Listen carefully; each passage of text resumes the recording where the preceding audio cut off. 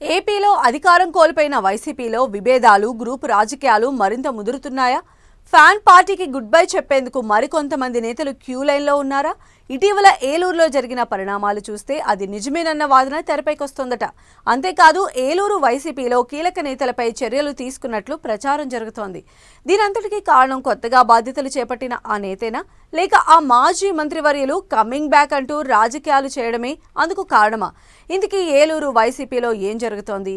ఇవాల్టి గాసిప్స్ గ్యారేజ్లో చూద్దాం.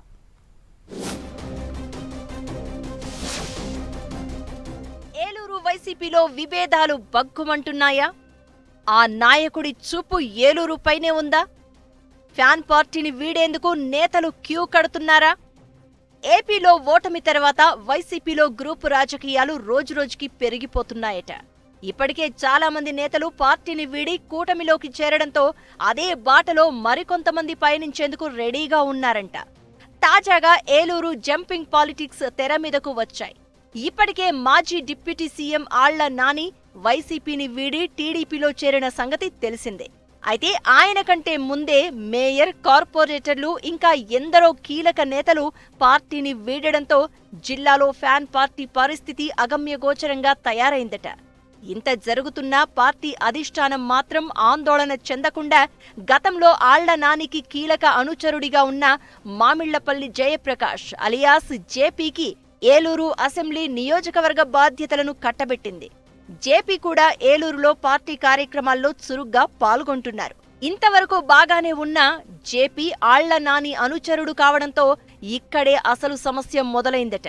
ఆళ్ల నానికి సన్నిహితంగా ఉంది ఎవరు, తమకు అడ్డుగా ఉన్నవాళ్లు ఎవరు, పార్టీకి అవసరం లేనివారు ఎవరు అంటూ ఒక్కొక్కరిని పార్టీకి దూరం చేస్తున్నారట వైసీపీలో ఉన్న కొందరు నేతలు. అసలే అధికారం లేక తీవ్ర నిరాశలో ఉన్న క్యాడర్ ఇప్పుడు కొత్త నేతల రాకతో మరింత కుంగిపోతున్నారని కార్యకర్తలు గుసగుసలాడుకుంటున్నారట.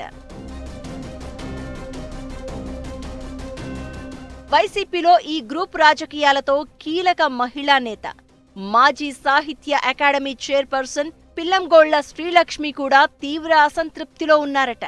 కాంగ్రెస్ పార్టీలో ఆళ్ల నానితో పాటే ఉంటూ ఆ తర్వాత వైసీపీలో క్రియాశీలకంగా వ్యవహరించిన యాదవ సామాజిక వర్గానికి ప్రతినిధిగా ఉన్న పిల్లంగోళ్ల శ్రీలక్ష్మిని ఇటీవల వైసీపీ అధిష్టానం సస్పెండ్ చేసింది.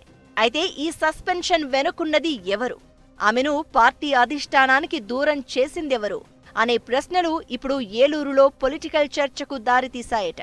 ఆమెను పార్టీకి దూరం చేయడానికి కారణం గ్రూపు రాజకీయాలే అనే పుకార్లు షికార్లు చేస్తున్నాయి.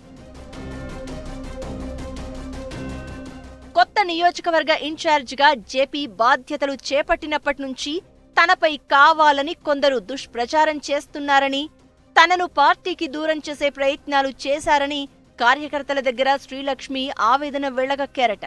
పార్టీలో తనకు కీలక పదవి వచ్చే సమయంలోనే ఇవన్నీ జరిగాయని, ఎన్నో ఏళ్లుగా పార్టీ కోసం కష్టపడుతూ ఉంటే సస్పెండ్ చేయడమేంటని శ్రీలక్ష్మి కొంత ఆగ్రహంగా ఉన్నారట.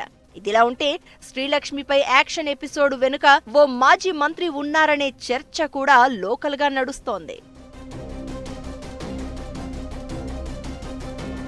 మాజీ మంత్రి కారుమూరి నాగేశ్వరరావు తణుకు అసెంబ్లీ నియోజకవర్గానికి గుడ్ బై చెప్పి తిరిగి ఏలూరు వచ్చేందుకు వేసుకుంటున్న ప్రణాళికల్లో భాగంగానే ఆయన సామాజిక వర్గానికి చెందిన పిల్లంగోళ్ల శ్రీలక్ష్మిని పార్టీకి దూరం చేశారని ఓ వర్గం గట్టిగా నమ్ముతుందట.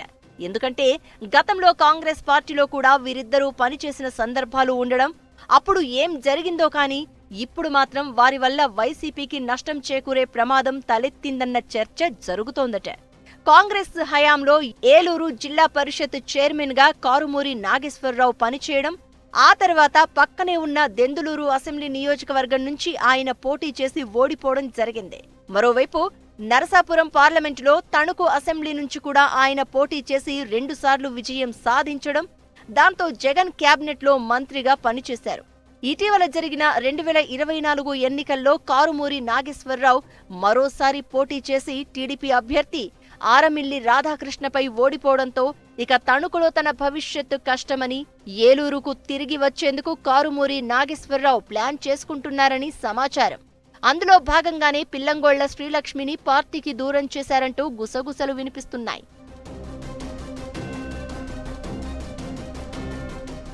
అంతేకాదు ఇటీవల మాజీ మంత్రి కారుమూరి నాగేశ్వరరావు ఏలూరులో ప్రెస్ మీట్ పెట్టడం, ఆ తర్వాత కొంతమంది ముఖ్య నేతలతో సమావేశం కావడంపై ఈ అనుమానాలన్నీ నిజమే అని భావించాల్సి వస్తోందట. ఏదేమైనప్పటికీ అధికారం కోల్పోయిన వైసీపీని ఒక్కొక్కరు వీడిపోతున్నా ఇలాంటి సమయంలో శ్రీలక్ష్మి పార్టీ నుంచి సస్పెండ్ కావడంతో జిల్లా రాజకీయాల్లో తీవ్ర చర్చనీయాంశంగా మారిందట.